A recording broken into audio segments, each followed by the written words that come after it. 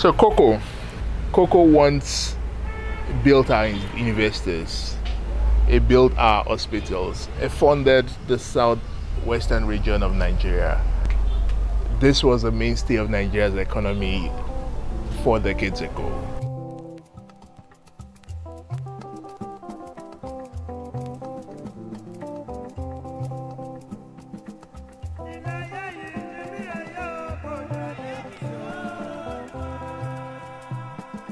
Today we are looking at how we can bring back a story of cocoa, a story of Nigeria as a cocoa powerhouse, starting one tree and one pod at a time, reliving the history and recreating a new powerhouse for the southwestern region of Nigeria, but also putting Nigeria in its rightful place in the story of cocoa globally. Records will show that in 1970-71, Nigeria produced 310,000 metric tons, out of which Ondo State accounted for 170,000 metric tons. We've had NCDC, that is National Cocoa Development Committee under Obasanjo then. We've had Cocoa Transformation Agenda from the Goodluck Jonathan. We've also had a number of other NGOs working on cocoa to ensure sustainability and development. The sustainability we are having in Nigeria is less than 1% to what Ghana and Ivory Coast is getting. The truth of the matter is that the sector has become unregulated. All manners of things are coming into the sector. And when we took stock and we realized what cocoa was used to fund in the western region days during our late sage, Chief Obafemi Awolowo blessed memory, we realized that the first high tower building was built in Ibadan through what? Cocoa money. What I think can make every effort to work for Nigeria is to synergize efforts and to make sure that all efforts are geared towards the same goal. Also, there have been private sector work in cocoa, individual companies doing their things under their own sustainability program. But yes, I think there can be something that can unite every stakeholder. Our story at Apex is not about the story of trading cocoa. It's about the story of reaching the livelihoods of the farmers who depend on this crop for their health care, for their livelihood, for the education of their kids. It's about bringing back that lost heritage, rebuilding an empire that we once had in Western Nigeria. We call it Cocoa Nation because we want to relive that story one more time.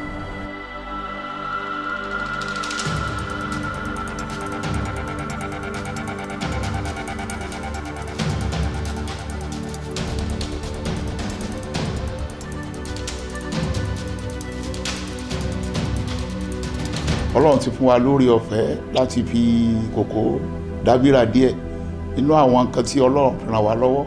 Ibẹ̀ náà láti kọ́ ultramodern hall, láti ní àwọn sawmill, láti ní ìbílẹ̀ ọṣẹ, àti ní crude oil tí a ń pè ní petrol station. Ọdún mẹ́wàá sẹ́yìn, kòkó ó pọ̀ yanturu ju bí ó ṣe rí lọ. Àwọn tí ó dẹ̀ ń fà náà ni pé à ń rọ ìjọba wa láti ran àwọn àgbẹ̀ lọ́wọ́ lé ọ̀rọ̀ kòkó, torí pé ní àkókò yìí àwọn tó ń ra kòkó ti pọ̀ ju kòkó lọ. Tọ́pọ̀lọpọ̀ tó jáde léèwé tí ò rí bòmí ìgbà lọ́mọ́, tí bàbá ẹ̀dẹ̀ ní oko lẹ́nu kó lọ síbẹ̀ láti lọ máa ra kòkó. Kòkó dẹ̀ reduce ní every year torí pé àmójútó tó kò sí nípa kòkó.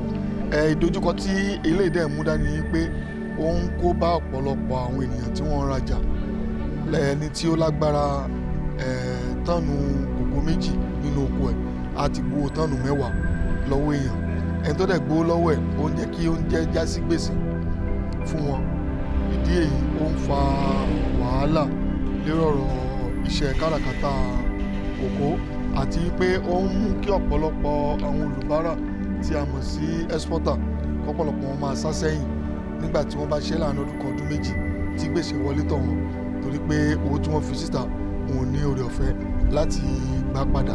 Owó ìdẹ́kẹ̀rẹ́ kì í ṣe owó wọn, ọ̀pọ̀lọpọ̀ owó ìjẹ́ owó tí wọ́n gbà láti ilé ìfowópamọ́, àwọn kan wọ̀nyí dágbèsè sí àwọn èèyàn lọ́rùn. Bó ṣe ti ń dá sí wọn lọ́rùn látòkè náà ló dẹ̀ ń wá títí tí ó fi dé grassroots tí a wà yìí.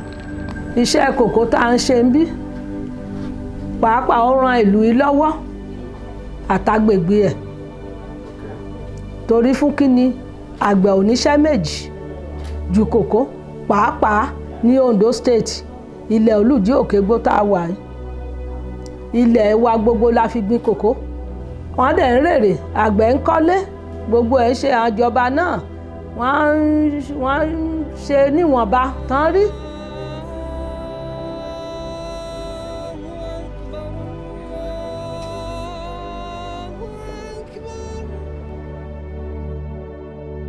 Orúkọ mi ni Alhaji Oyèlẹ́rù Bákàrè. Àgbẹ̀ oníkòkó ni mí. Iṣẹ́ kòkó ni mo ti ń ṣe ní àtìgbà tí mo ti dé ìbí báyìí. Kòkó ó ti kó ìgbésí nǹkan ribiribi nípa ìgbésí ayé mi. Òun náà ni mo fi tọ́mọ nílé ìwé, mo fi kọ́ wọn iṣẹ́.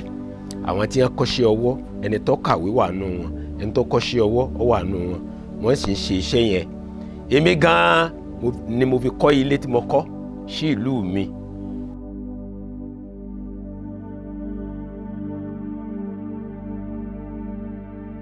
Every community we go to, we are careful and we are very, very sure of creating a very good impact, a lasting impact in every villages or community we go to.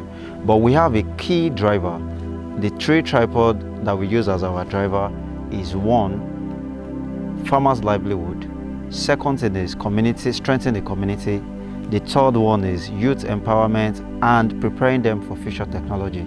And in so doing this, we have come in different ways by going to all this farm, sensitizing the farmer, give them information on best practice, and at the same time support them with inputs that they can use to feed their crops. Farmers' lives are being impacted positively because the kind of training that they get under standards are for them to be able to continue to produce and then to be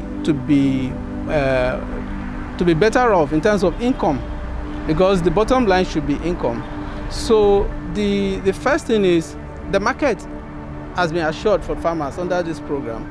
They don't have to have a headache of where they are selling their produce.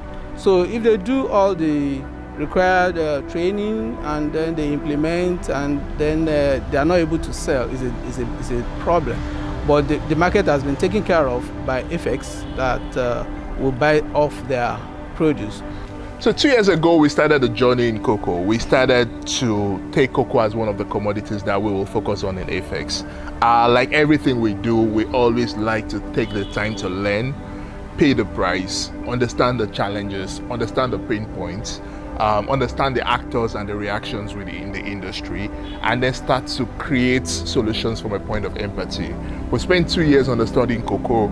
We've established warehouses across the southwestern states in Nigeria, from Edo to Ondo to Osun to other states that have strong contributors to cocoa, and now in Cross River as well. We're really excited here at Apex Commodities Exchange about what's happening in the cocoa space. Cocoa is Nigeria's leading agricultural export. Currently, it contributes close to $1 billion to our GDP annually. We've been very quiet in this space for the last couple of years, setting up the groundwork, but we're ready to announce ourselves and that Apex is here to play in the cocoa space as well.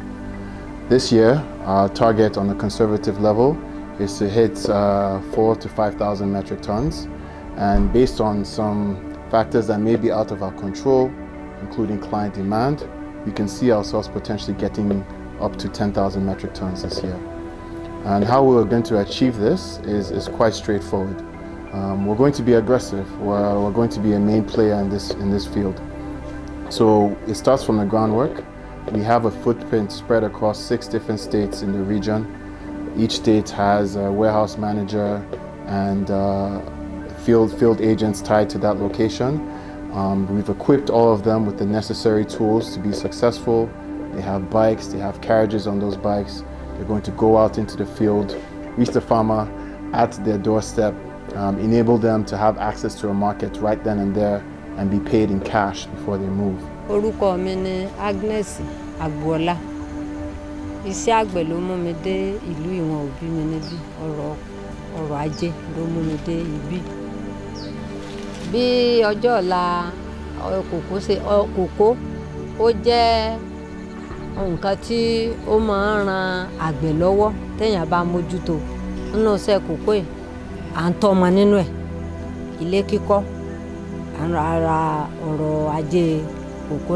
We need to continue in that effort, like engaging farmers, farmer groups, reorganizing them and making sure that they get all the empowerment that they require by training them on skills that are required to make sure that they can produce sustainably.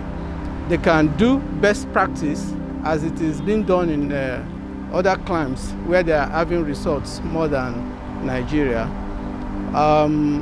FX has started this with the efforts that we are doing currently. We started with about 184, 200 farmers in the last year as a pilot, of which we were able to get 184 farmers certified under UTZ standard. UTZ standard is to say, okay, we want to do a sustainable cocoa production, and farmers agreed to align with that standard. So they learn and they implement, and then they get certified under the standard, and then they are better off for it. They can improve their quantity, quality, and then their productivity and income is getting higher. If we all make sure that this is done across the country and for all cocoa farmers in the country, I believe in a short time, Nigeria will be on its way back to the top. To achieve this, we also need necessary partners. So we partners with one of the oldest cooperatives in the region, the Ile-Ife community or cooperative, and we're looking forward to a fruitful relationship there. But there's so much more that we can do as well. We also have partners internationally. From there, we see a lot of demand for our sustainability program. We've hired a sustainability manager that's going to have oversight over the farming communities that we work with. We're teaching them best practices. We're teaching them about environmental impact, and we're looking to have close to 2,500 members enrolled in our Rainforest Alliance program this year. So we're really encouraged about what's going to happen in this space. But there's a lot more we can do. We're just getting started. We're trying to explore how can we provide the farmer with more value for the commodities. How can the farmer at his doorstep get higher returns for all the effort that he's put into his work and to yielding the fruit that we can all enjoy.